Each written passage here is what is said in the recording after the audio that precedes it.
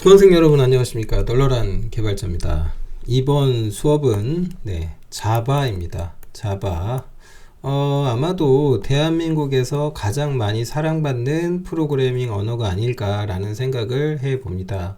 특히 나중에 이제 그 스프링 같은 프레임워크를 공부하셔가지고 소위 이른바 이제 백엔드 개발자로서 내가 이제 취업을 하겠다라고 하실 때는 거의 뭐 다들 이제 그냥 당연하죠. 뭐 스프링이 자바로 되어 있으니 자바를 공부하는 게 맞겠죠.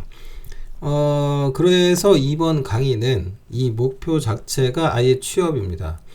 그러니까 취업을 하시는 데 있어서 경쟁력을 갖추게 하는 게 이 수업의 제일 큰 목표예요. 그러다 보니까 취하게 되는 태도가 뭐냐면 바로 독하게 가는 겁니다. 말이 좀 센데 한마디로 좀 제대로 배우셨으면 좋겠다. 제대로. 우리 공부 제대로 해보자. 왜냐면 이제 차별화되지 않으면 사실은 이제 결과적으로 여러분들이 이제 취업을 한다라고 했을 때는 그 취업 시장에서 내가 경쟁력이 있어야 성공하겠죠. 내가 원하는 좋은 결과를 얻을 수 있을 거란 말이에요. 근데 이런 부분들에 대해서 각종 편법이 있을 수 있겠지만 결과적으로 보면 그냥 전공법을 택해서 제대로 공부하시는 게 맞다. 그래야 취업도 되고, 취업을 했는데 한두 달 만에 금방 때려치고 나오시면 안 되잖아요. 거기에 잘 적응해서 살아남고 또 그렇게 개발자로 성장도 하셔야 되겠죠. 그렇게 하기 위해서는 제대로 배우는 게 너무너무 중요하고 당연한 얘기인데, 문제는 뭐냐면 그럼 제대로 배운다는 건 어떻게 해야 되는 겁니까? 근데 사실은 이런 어떤 기준이라고 하는 부분들은 매우 주관적이에요. 그래서 객관화된 어떤 정답이 있다 이렇게 말씀드리기는 어려우나 소위 CS 이론들이라고 하죠. CS 이론이라고 하는 것들, 이 이론들이라고 하는 것들, 이거 이제 컴퓨터공학 전공하시는 분들이 이제 학교에서 4년 동안 열심히 배운단 말이죠. 이 이론에 입각해가지고 어떤 언어면 언어, 인프라면 인프라, 프레임워크면 프레임워크, 이런 것들을 제대로 이해했다면 말 그대로 그게 제대로가 아닐까 싶습니다. 그래서 이 수업은 말 그대로 독하게 갑니다. 제대로 배우기 위한 건데, 그러려다 보니까 어떤 그럴까요? 기준이라고 하는 것, 수강 전의 기준. 그러니까 이제 됐어야 될 전제 조건이라고 할 만한 어떤 내용들이 있겠죠. 이 정도는 갖추시고 수강을 하셔야 된다. 그런 부분들이 좀 생각보다 까다롭다. 조금 까칠하다 말씀드려 봅니다. 그럼 도대체 뭘 얼마나 알고 수업을 해야 되냐? 그러니까 저는 이게 이제 그 윈도우 환경에서 이제 자바를 공부하려면 이 정도는 좀 알고 계셔라. 이런 내용들인 거거든요. 그리고 이제 환경 같은 경우도 제가 이제 콕 집어가지고 윈도우 환경이다라고 말씀을 드렸어요. 이제 그 맥북 같은 걸 쓰시고 이제 애플 장비 쓰시는 분들이 계실 텐데, 그런 분들보다는 그래도 윈도우 쓰시는 분들이 많다라고 저는 생각을 해요. 단축키 같은 거는 나중에 이제 맥북에 맞춰갖고 다시 외우시면 되니까. 그래서 이제 많은 분들이, 그러니까 윈도우 쓰시는 분들이 더 많다라는 가정하에 윈도우 환경에 조금 특화시켜서 설명을 드릴 겁니다. 물론 그게 어떻게 보면 의미는 없을 수 있는데, 어쨌든 몇몇 가지 것들에 대해서 우리 수업에서는 이 부분이 조금 의미가 있어요. 그래서 그 점을 좀 미리 말씀을 드리고요. 맥에 대한 부분들을 제가 따로 설명을 드리진 않아요. 그래서 이제 그런 부분들은 이제 맥 쓰시는 분들은 스스로 조금 더 플러스 알파로 생각을 하셔야 될 거예요. 자, 그러면 시작에 앞서서 도대체 뭘 알아야 되길래 이제 저런 또 얘기를 꺼내냐. 별 대단한 건 아니고요. 지금은 맥 얘기까지는 안 갑니다. 지금 여러분들한테 조금 말씀드리고 싶은 거는, 이 강의를 들을지 말지 또 의사결정을 하셔야 되잖아요. 내가 또 시간을 쓰고 돈을 들여서 이제 공부를 하는 건데, 이런 강사가 지금 이런 부분들을 가정하고 있다, 어떻게 할 거다라는 말씀을 드리는 거니까, 그게 맞으면 이제 이 강의를 열심히 들으면서 공부하는 거고, 아니면 이제 시간 아깝고 돈 아깝잖아요. 자, 어쨌든 이 강의 하나로 딱 끝내려고 하는 생각하시는 분들이 종종 있어요. 근데 진짜 냉정하게 말씀드릴 수 있는데, 한 번에 끝낸다는 말이 되게 많아요. 한 번에 끝낸다. 근데 이게 글쎄요, 저는 거짓말이라고 생각해요. 저는 거짓말이다 라고 생각을 합니다. 한 번에 끝낸다라는 거는 그거는 아주 일부에 국한된 천재들이나 되는 얘기입니다. IQ 한 150 정도 되시는 분들이 뭐 책 한 권 보더니 뭐 하더라 이런 말 가능한데 그게 아니라면은 이건 대다수의 경우 거짓말에 해당됩니다. 절대 한 번에 끝나지 않습니다.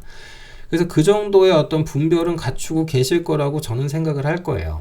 그 연장선의 의미일 수도 있는데 우선은 지금 어쨌든 이건 수업 자체가 강의잖아요. 강의입니다. 그래서 온라인 강의 형태인데 이 강의를 듣는 데 있어서 그래도 자바 수업인데 자바책 한 권 정도는 가지고 있다고 저는 가정할 겁니다.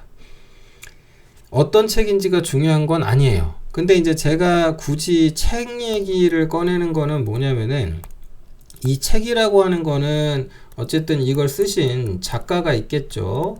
예, 작가가 있을 겁니다. 저자가 있겠죠. 작가든 뭐 저자든 아무튼 있을 것이고요.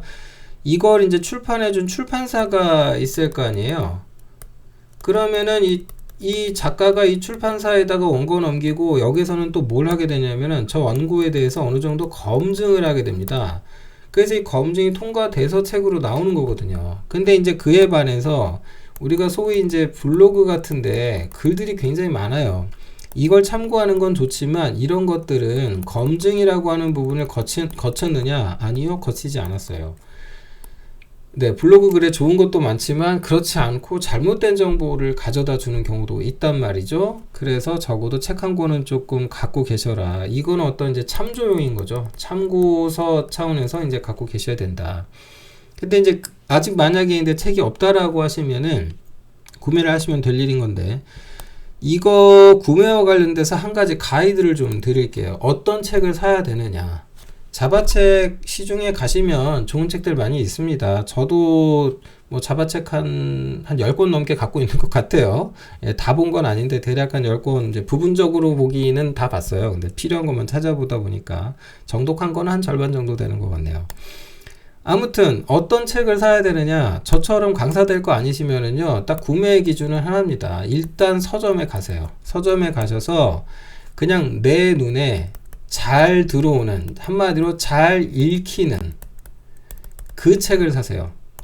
이게 굉장히 중요합니다. 이게 굉장히 중요해요. 어떤 책이 좋은 거냐, 보통 이제 좋은 책이다 라고 하면은 어떤 그 좋은 책이라는 표현이 있다고 합시다. 좋은 책.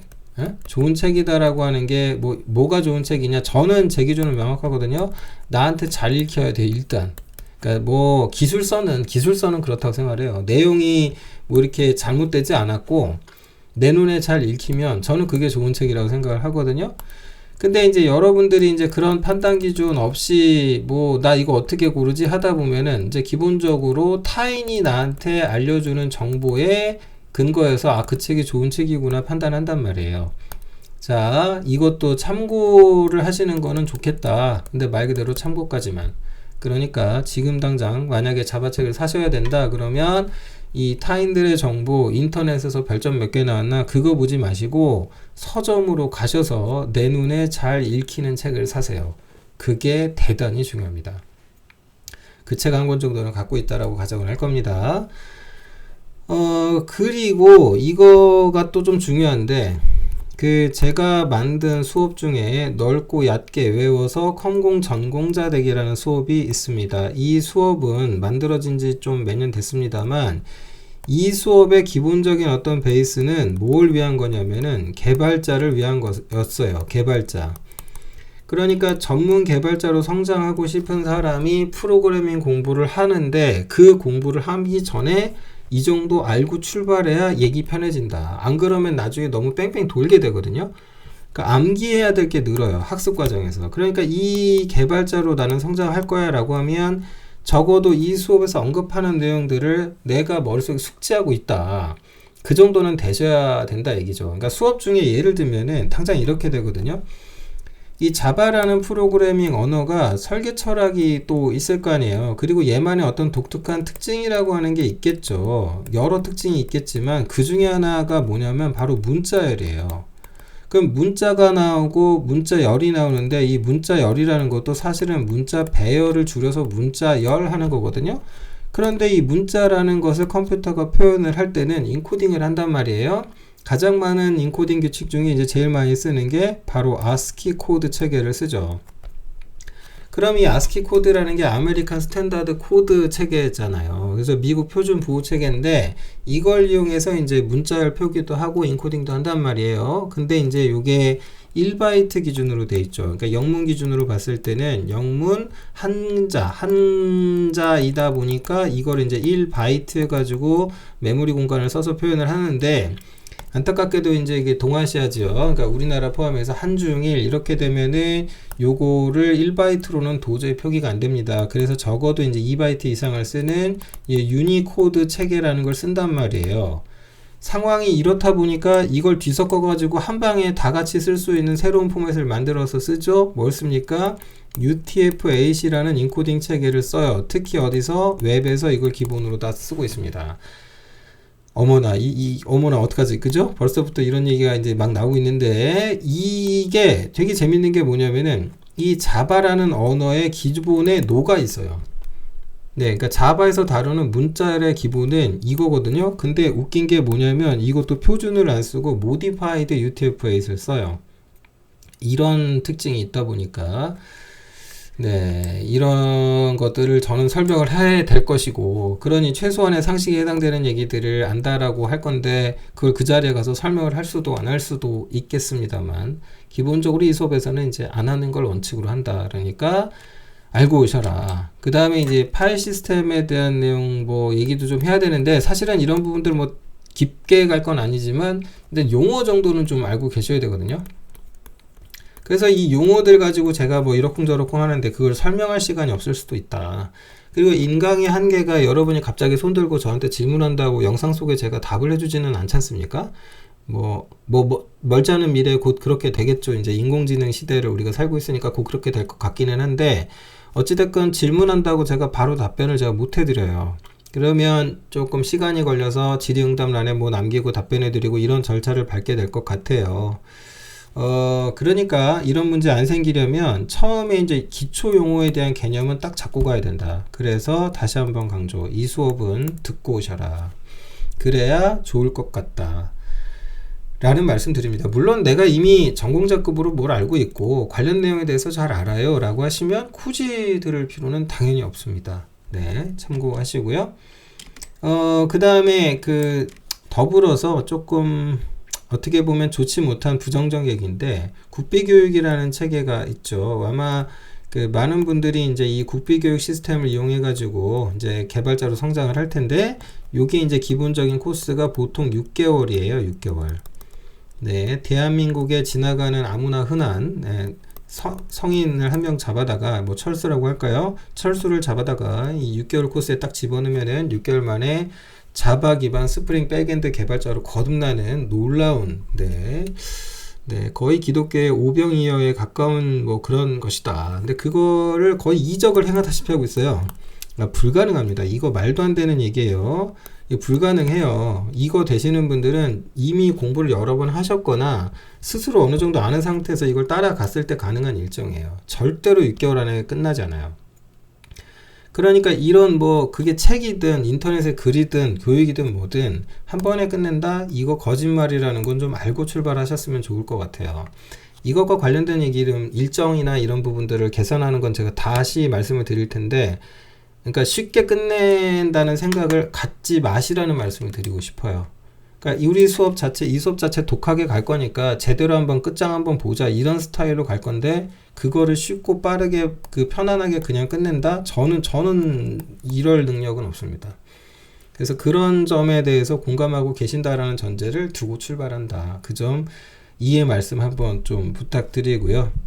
그리고 이제 결국 이제 백엔드 개발자다라고 하면은요, 그러면 이게 이제 중요한 게 뭐냐면 IT 인프라 기술에 대한 이해가 굉장히 중요해요. 특히나 요즘은 무슨 데브옵스니 뭐니 해가지고 인프라 플러스 이제 개발까지 묶어가지고 뭐 생각하는 경향이 있거든요. 뭐 그게 영 틀린 길도 아닌 것 같긴 한데, 어쨌든 지금 상황이 이러고 가고 있는데, 인프라 기술 얘기할 때 CS 이론은 그냥 매우 중요하다 못해 모르면 아예 논의 자체가 안 돼요.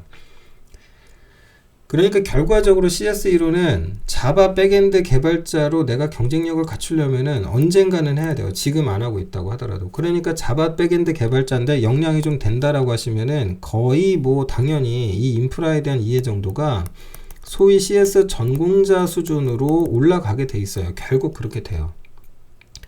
그런 점들을 조금 믿어 의심치 않는다라고 생각하시는 분들이다 라는 전제를 저는 좀 두고 이 수업을 시작하려고 합니다.